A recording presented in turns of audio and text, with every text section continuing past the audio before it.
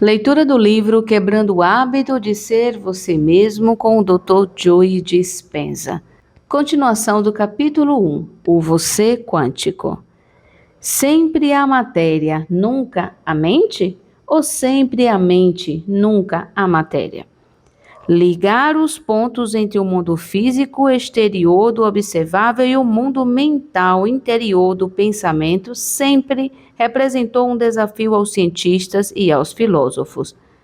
Ainda hoje, para muitos de nós, a mente parece ter pouco ou nenhum efeito mensurável no mundo material.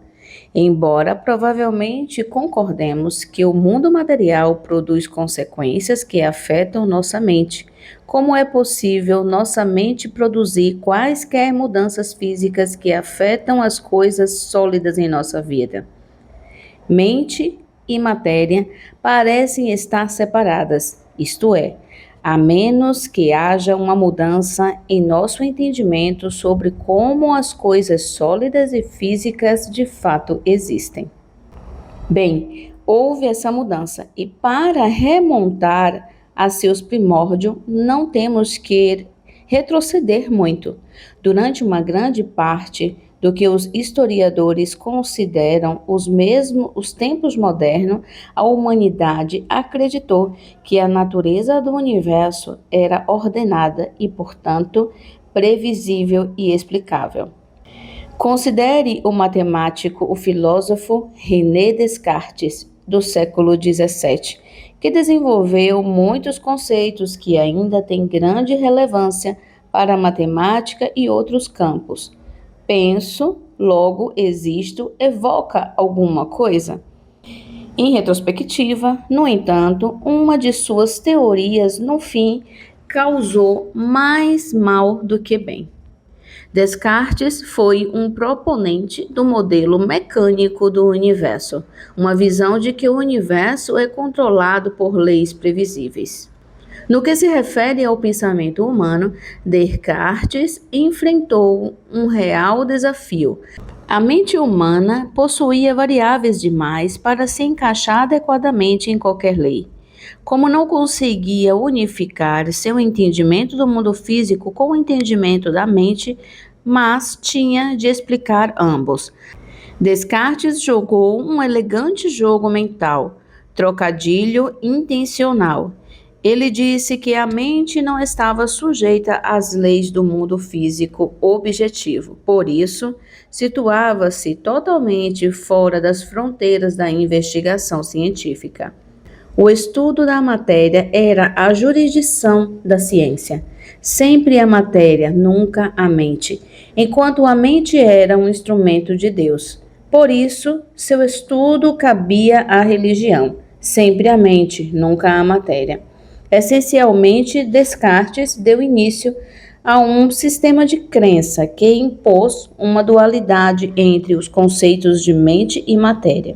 Por séculos, essa divisão manteve-se como o entendimento aceito da natureza da realidade, ajudando a perpetuar as convicções de Descartes. Houve as experiências e teorias de Sir Isaac Newton.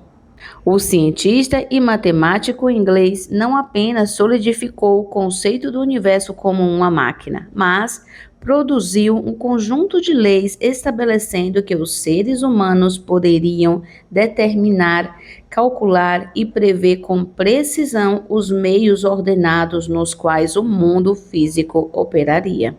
De acordo com o modelo newtoniano de física clássica, todas as coisas são consideradas sólidas. Por exemplo, a energia poderia ser explicada como uma força para mover objetos ou para mudar o estado físico da matéria. Mas, como você verá, a energia é muito mais do que uma força externa exercida sobre coisas materiais. A energia é o próprio tecido de todas as coisas materiais e rege a mente. Por extensão, o trabalho de Descartes e Newton estabeleceu uma mentalidade de que, se a realidade opera sob princípios mecânicos, então a humanidade tem pouca influência nos resultados. Toda a realidade é predeterminada. Dada essa perspectiva, seria de surpreender que os seres humanos lutassem contra a ideia de que suas ações importavam, que dirá, cogitassem a noção de que seus pensamentos importavam, ou que o livre-arbítrio desempenhava qualquer papel no grande esquema das coisas? Einstein, bagunçando não só o coreto, bagunçando o universo. Cerca de 200 anos depois de Newton, Albert Einstein criou sua famosa equação E é igual a mc², demonstrando que energia e matéria estão tão fundamentalmente correlacionadas que são a mesma e única coisa. Essencialmente, seu trabalho mostrou que matéria e energia são inteiramente intercambiáveis. Isso contradisse diretamente Newton e Descartes, e introduziu um novo entendimento sobre o funcionamento do universo. Einstein não esfarelou nossa visão anterior da natureza da realidade sozinho, mas minou sua fundação, e isso levou ao colapso de algumas de nossas formas tacanhas e rígidas de pensar. Suas teorias deram início à exploração do comportamento enigmático da luz.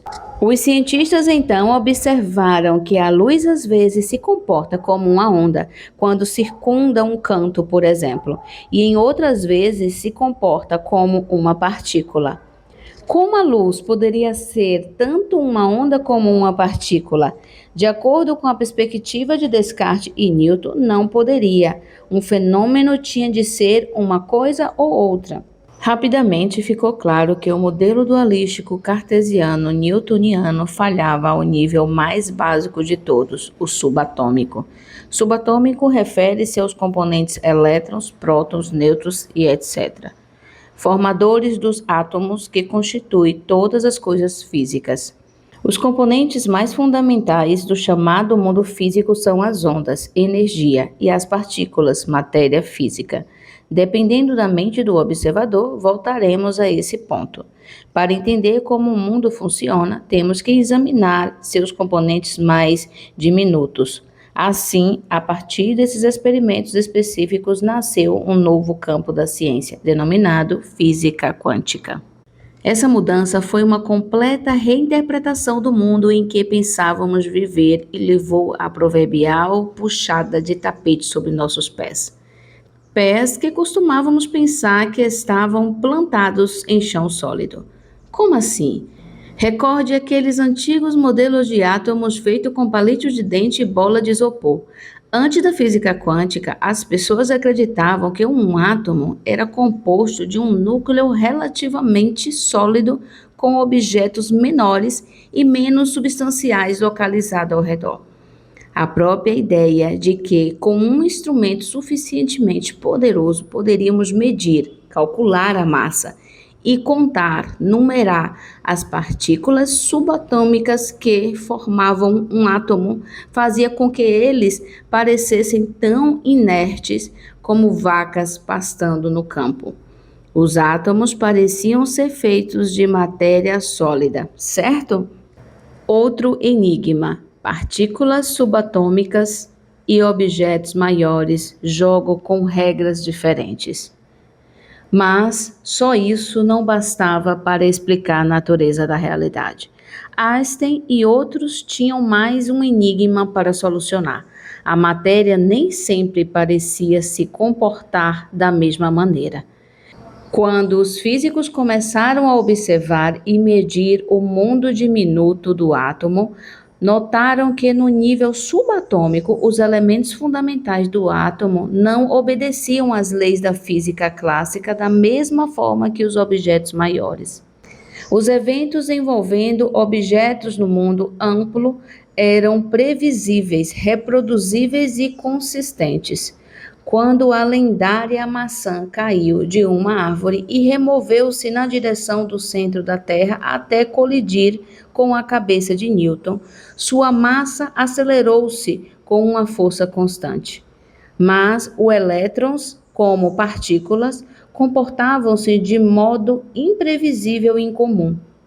Quando interagiam com o núcleo do átomo e moviam-se na direção de seu centro, ganhavam e perdiam energia, apareciam e desapareciam e pareciam exibir-se por toda parte, alheios às fronteiras de tempo e espaço.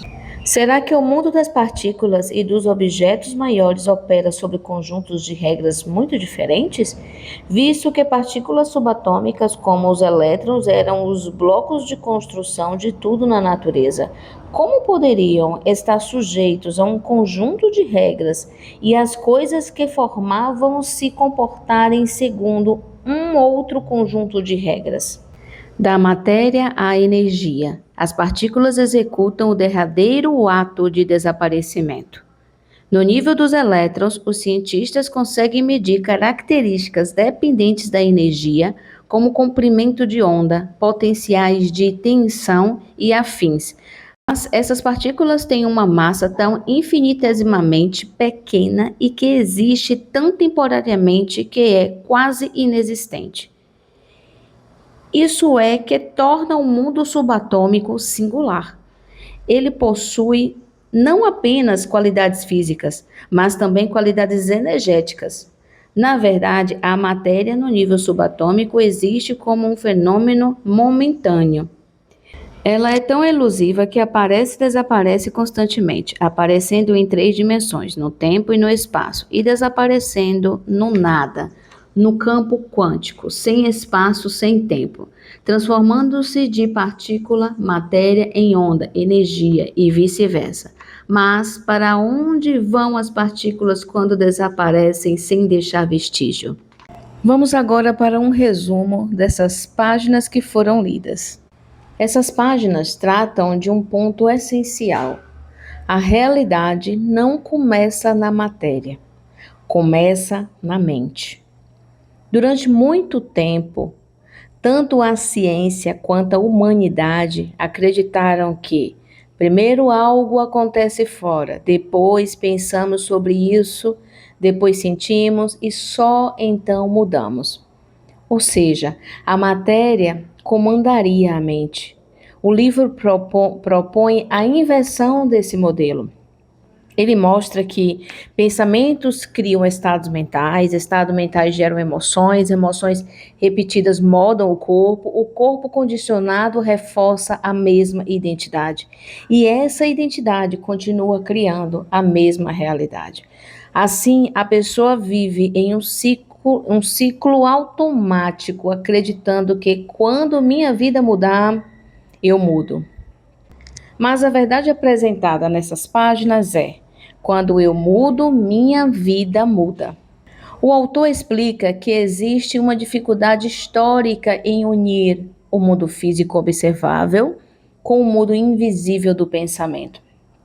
Por isso, muitas pessoas só acreditam na mudança quando veem provas externas.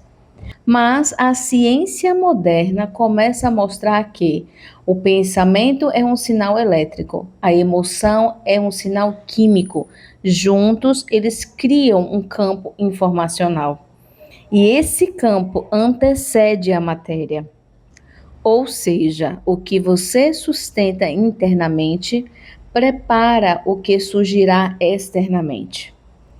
Mesmo quando a pessoa entende isso intelectualmente, o corpo continua condicionado. As emoções antigas ainda comandam. Os hábitos reforçam o passado. Então, ela até pensa diferente, mas reage igual, sente igual, vive igual. É por isso que o livro diz que mudar a vida exige romper com o hábito de ser quem você sempre foi. Não é a matéria que cria a mente, é a mente que sustenta com emoção e repetição, cria a matéria. Esperar o mundo mudar para se sentir diferente, nada muda. Mudar apenas o pensamento muda pouco.